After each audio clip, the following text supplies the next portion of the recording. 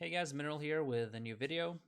For this one, we'll be focusing on bunker compositions on assault maps. The reason for this is because I really like the creativity that some of the teams brought on these maps with this particular type of composition, but I also feel like they've been losing a little bit of steam heading into week 3 and as we ended week 3 of stage 2. So I kind of wanted to do a statistical breakdown, dig into some film, trying to reach some conclusions as to why that is the case. And there's certainly a lot of interesting statistics that kind of tell a very compelling story. So I wanted to share those conclusions with you guys.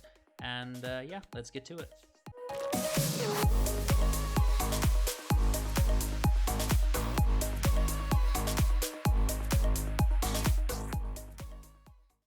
Following the release of Batiste at the beginning of Stage 2, many teams decided to dust off their Orisa play.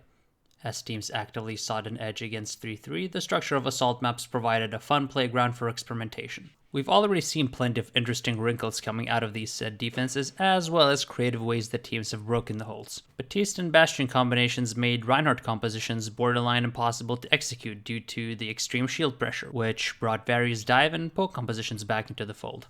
We saw the Philadelphia Fusion bring back the 3-tank bunker composition Overwatch League fans should be familiar with since Season 1. Philly threw in a Pharah for extra pressure and pathing interruption while experimenting both with a Widow and a Sombra variation. Several teams have also attempted dropping the Diva in favor of another DPS. The Gladiators spiced it up with Mei and Widow.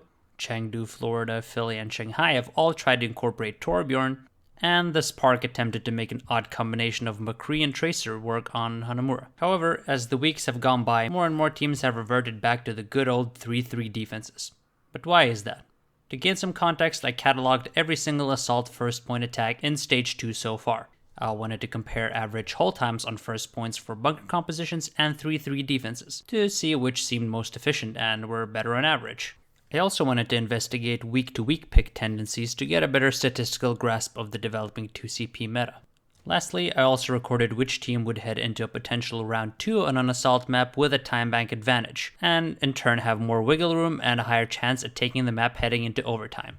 This means that all stats that are covered in this video are based solely on first round scenarios.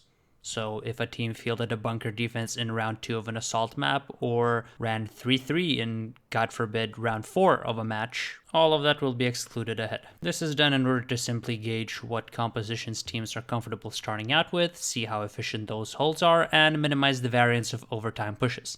A full hold is 240 seconds, and the closer you get to that number, the better your defensive round is. However, if a team would bunker up in a 60-second overtime push and hold, while that would certainly constitute a good defense, it would be difficult to statistically reflect using this exercise, since a hold would obviously be capped at just 60 seconds in such instances. To simplify, I've also categorized certain hybrid compositions under either the 3-3 or the bunker umbrella. This means that Reinhardt 3-3, Winston 3-3, or any other 3 support variations such as Sombra Goats, or even the funky Pharah 3 support comp that Shanghai ran against Florida, will all be statistically clumped up with 3-3. This is because these compositions are essentially designed to transition better to second points with minimal hero switches, and they reflect team philosophy and approach to 2CP defense. Bunker compositions are essentially all variations of defenses featuring an Orisa.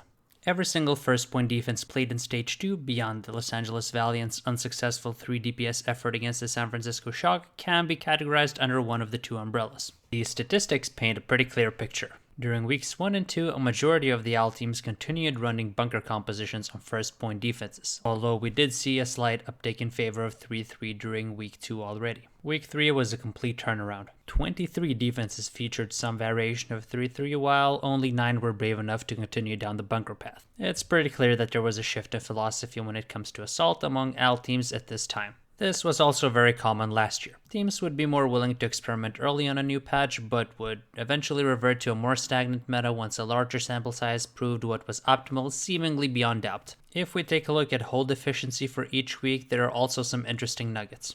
The biggest difference between the 2 defensive variations can be seen in week 1, during which bunker compositions held first point 40 seconds longer on average than 3 support variations.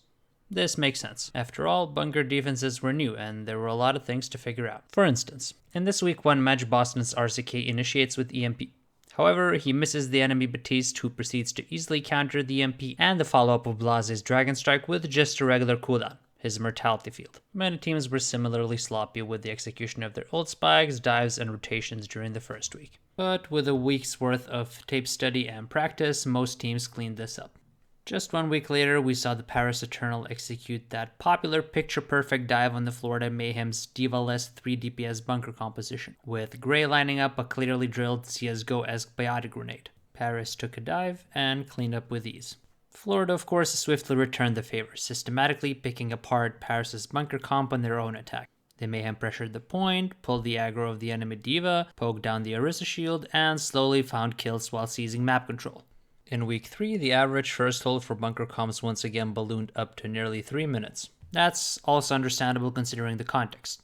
There were only 9 bunker defenses during the entire week, so the sample size is rather small. Only teams who were very well drilled with their bunker compositions stuck to their guns, or added interesting and unique wrinkles to catch opponents off guard. For example, the Gladiators and the Field ran a fun bunker variation on Paris. They would put their main tank on Winston, their DPS player on Orisa, and would set up further back than the position for the standard hold.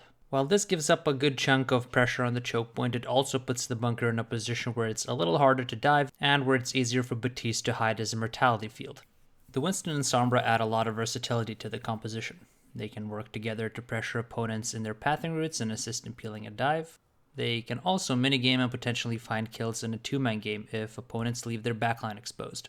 Beyond that, they can easily mark flankers or anyone trying to pressure the point, ensuring that the bunker group can stay rooted in place with terrific sidelines. The only option for the offense becomes to either kill the Bastion or somehow force him to move. Moving beyond point A and looking at which defenses are more solid across both points paints a clear picture. There have been 14 attempts to break a 3-3 defense with a DPS composition. Even though the 3-3 composition didn't full hold a DPS offense a single time, it did march into the second round with a time bank advantage 10 out of those times. All 4 instances the DPS offense grabbed a time bank advantage edge happened during week 1. This essentially means that because the 3-3 defenses are now so well drilled against DPS compositions, you either pick a losing long-term battle or you have to play a 3 support variation yourself. Bunker defenses have also trended downwards in terms of time bank. While the stats were relatively even during the first 2 weeks, week 3 is an interesting case. Bunker compositions held a time bank advantage 3 out of 8 times. But those 3 cases had one thing in common. None of the 3 transitioned into 3-3 for point B.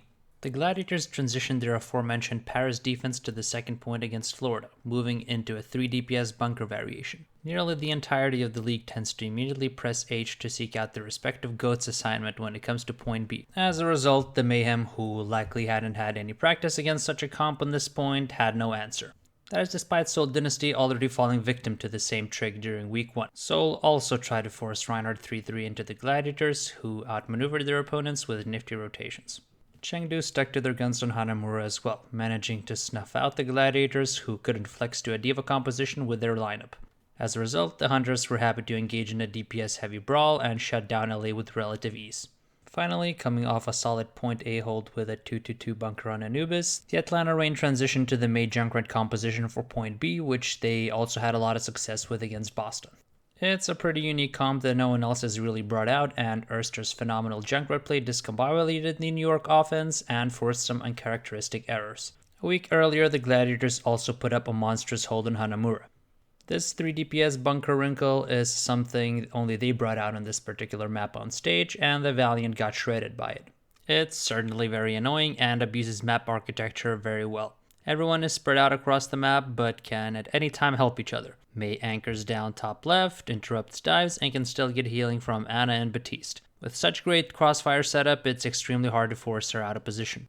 Just like in the Paris example, this bunker setup covers every entrance, and you simply have to force Bastion out of his power position first, but you're facing plenty of obstacles.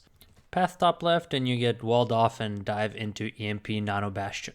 Fast forward to the next fight and you're dealing with Amplification Matrix and the May peeling with her wall and Blizzard, with a persistent threat of an Anabiotic grenade from a different angle. If the attackers don't have time to go top, you can obviously always rain down death from above with Bastion's ultimate.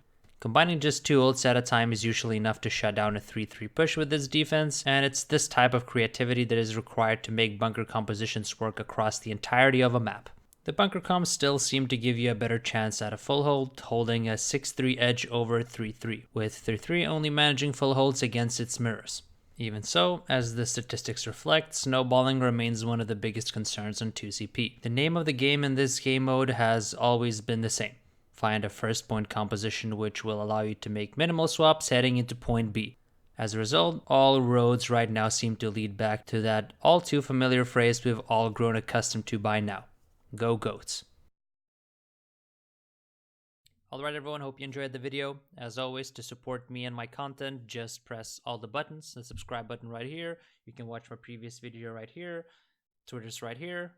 Like and comment. Obviously, I try to respond to all your questions as soon as I can. So if you have any questions, just drop them below and I'll try to get to them. Beyond that, moving to the next couple of weeks, I want to diversify the content on this channel a little bit and incorporate some more coaching. So I'll be offering coaching sessions free of charge.